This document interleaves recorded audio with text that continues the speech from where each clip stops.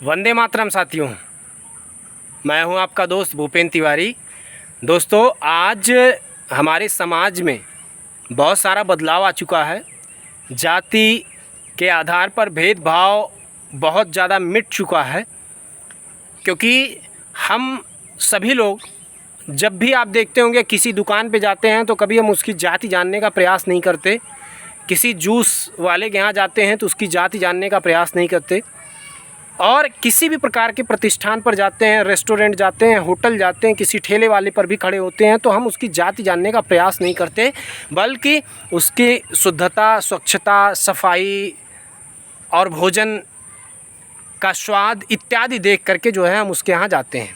परंतु हमारे देश को आज़ाद हुए भी 75 साल से ज़्यादा हो गया, लेकिन बहुत सारी घटनाएं ऐसी छुआछूत की हमारे सामने आ जाती हैं।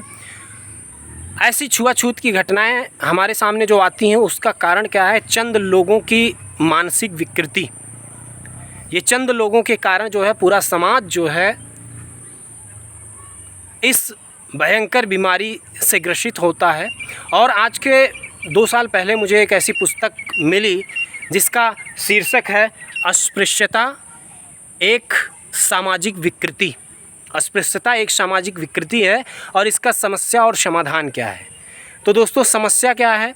समस्या आपस में अपने आप में ही सिद्ध है कि जब किसी के साथ छुआछूत का भेदभाव होता है तो ये समस्या है, और घटनाएं कम हुई हैं लेकिन पूर्ण रूपेण समाप्त नहीं हुई हैं। और समाधान क्या है?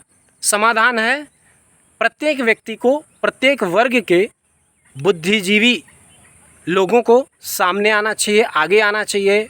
एक समरस समाज के लिए, समतामूलक समाज के लिए, एक आदर्श समाज की स्थापना के लिए अपना अपना योगदान देना चाहिए। दोस्तों, इस पुस्तक के राइटर जो हैं देवजी भाई रावत साहब हैं। 2 साल पहले मेरी उनसे मुलाकात हुई और उन्होंने कहा कि भूपेंद्र जी, ये हमारी जो समाज की जो विकृति है इस पर हमने जो है बहुत गहन अध्ययन करके जो है इस पे बहुत सारे तथ्य और आंकड़े दिए हैं, तो आप इसको अवश्य पढ़िए। और दोस्तों, मैं उसको पढ़ा और पढ़ने के बाद मुझे बहुत सारी चीज़ों का ज्ञान हुआ, क्योंकि बहुत सारी जातियों का भी ज्ञान मुझे नहीं था। क्योंकि हमारे आसपास जो जातियां हमें मिलती हैं मैं उसी के बारे में जानता हूं। और बहुत सारी जातियां कब जो है किस कैटेगरी में उनको डाला गया, किसको ऊंच बोला गया, किसको नीच बोला गया, और कब बोला गया, किस समय में बोला गया, उस समय शासक कौन व्यक्ति था, ऐसी बहुत सारी चीज़ें हमें इस पुस्तक में सीखने को मिली। और इस पुस्तक में सीखने का जो है बहुत सारे ऐसे लोग मिले, बहुत सारे ऐसे आंकड़े भी दिए गए हैं जिसमें जो है समाज के सुधार का कार्य करने वाला व्यक्ति ब्राह्मण ही है। यानी जिस ब्राह्मण समाज पर ये दोष लगता है कि ये तो भेदभाव पूर्ण व्यवहार करते हैं, उसी समाज से बहुतों ने आ करके समाज में इस विकृति को दूर करने का प्रयास भी किया है।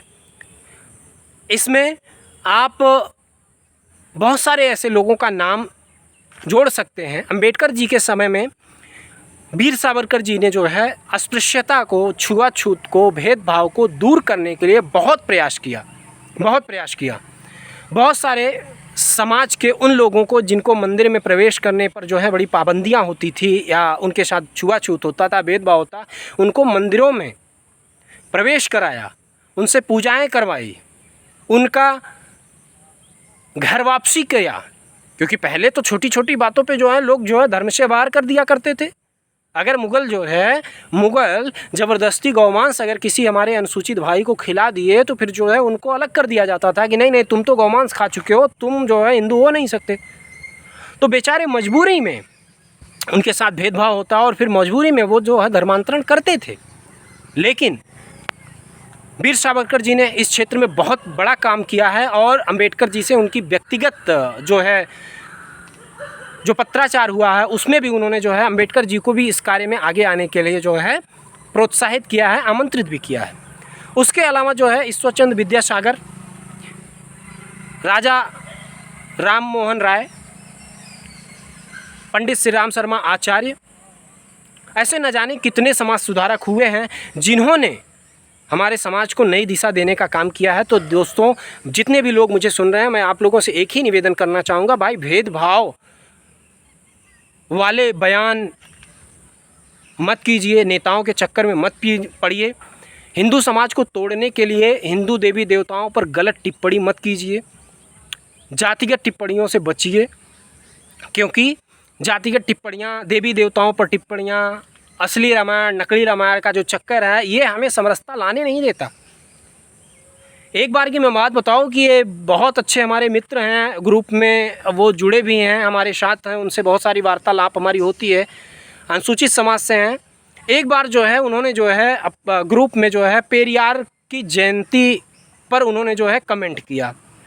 फिर मुझे लगा ये पेरियार है कौन, तो मैंने उसके बारे में सर्च किया तो पता चला कि वो असली रामायण नाम की एक पुस्तक लिख गया है। अब आप सोच करके देखिए, आदि कवि महर्षि वाल्मीकि जी ने रामायण की रचना आज से कई हज़ार साल पहले कर दी थी। रामायण की रचना आदि कवि महर्षि वाल्मीकि जी ने आज से कई साल पहले कर दी थी, और अभी चंद वर्षों पहले एक व्यक्ति आता है जो असली रामायण नाम से एक रामायण लिख के जाता है, और उसको लोग कोट करते हैं, उसको लोग जो है आधार मान करके भगवान वाल्मीकि जी का अपमान करते हैं, भगवान वाल्मीकि जी का अपमान करते हैं, और जो है रामायण भगवान वाल्मीकि द्वारा लिखित जो रामायण है उसको जो है नकली मान करके इस तरीके से जो है हिंदू भावनाओं को आहत करते हैं। अब आप सोच करके देखिए, समरसता ये कैसे आ सकती है? किसी के इष्ट को, किसी के पूज्य को आप अभद्र टिप्पणियाँ करके और आप सोचो कि तुम्हारे साथ भेदभाव ना हो, ये कैसे हो सकता है? इसलिए मैं ब्राह्मण समाज से भी आह्वान करता हूँ, और अपने अनुसूचित समाज से भी आह्वान करता हूँ, और सर्व समाज से, संपूर्ण हिंदू समाज से आह्वान करना चाहता हूँ कि कृपया जो है धार्मिक भावनाएं आहत करने वाला कोई भी जो है टीका टिप्पणी ना कीजिए, जिससे जो है समाज में फूट पैदा हो और समाज एक दूसरे के प्रति जो है ईर्ष्या, द्वेष, जलन, घृणा इत्यादि पैदा करे। इसलिए मैं आप सब लोगों को बोलना चाहूँगा, आप लोग भी ऐसी पुस्तकें जो है अवश्य पढ़ें जो समरसता में सहायक हैं, समतामूलक समाज की स्थापना करने के लिए सहायक हैं। और ऐसे अगर आप पुस्तकें पढ़ोगे तो आपका मानसिक परिमार्जन होगा, आपके अंदर सद्विचार आएंगे, और सद्विचार आएंगे तो आप समाज के लिए कल्याणकारी हो जाएंगे, समाज के हित में काम करेंगे, समाज के खिलाफ काम नहीं करेंगे। जय हिंद, जय संविधान, जय भारत।